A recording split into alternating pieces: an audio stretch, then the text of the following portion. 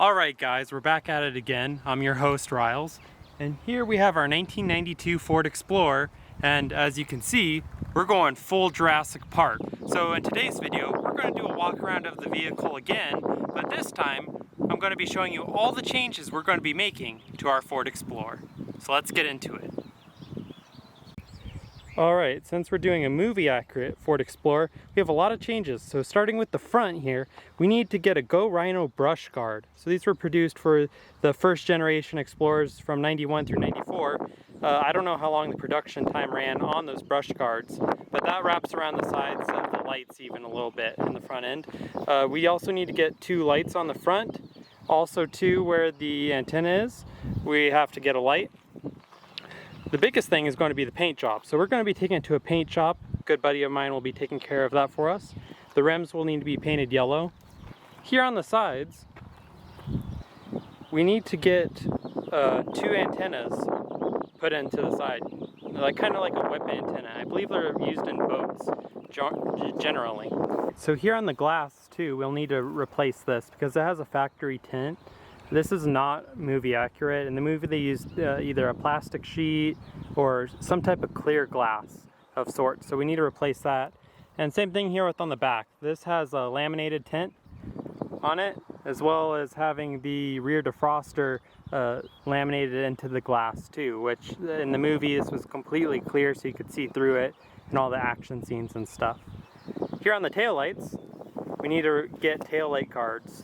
They're called Manic brand. They're on these early 90s Explorers, as well as they actually fit 90s Toyota 4Runners too. So we need to try to find a pair of those here. So obviously you still have to paint this whole thing.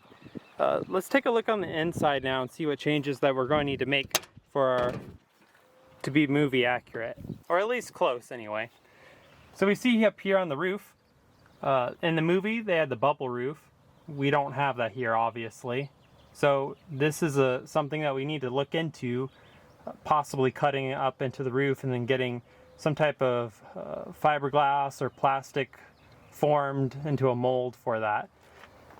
As you can see, I've already been working on it, as I explained in my last video. We're going to replace the carpet just because it's nasty, and these seats here are not the ones that are movie accurate. In the movie they used base model seats which were cloth, but then they reupholstered them leather.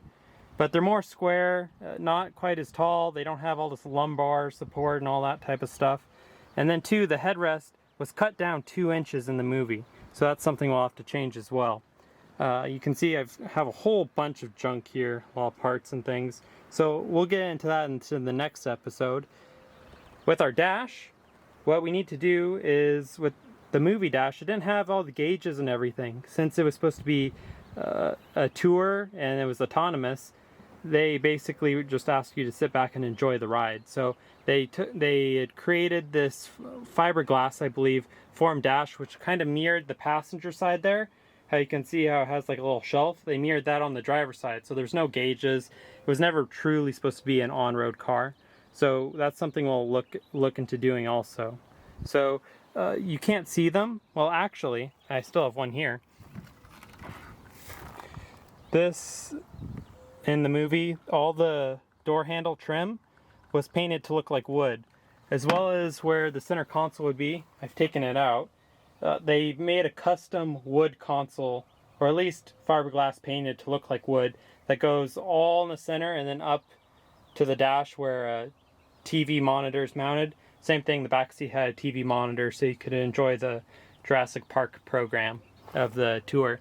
So when I bought it, the glove box was broken. I got a replacement one just for temporary purposes, just in case we end up not going with that full custom dash. So we'll look into that.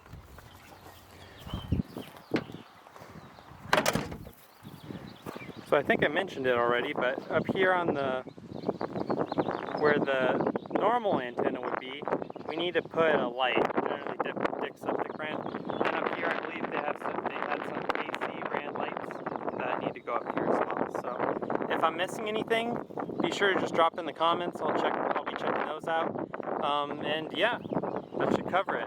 So let me know what you think of this project. Is this a good idea, or am I over my head?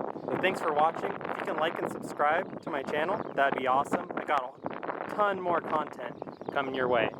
So, alright, catch you later.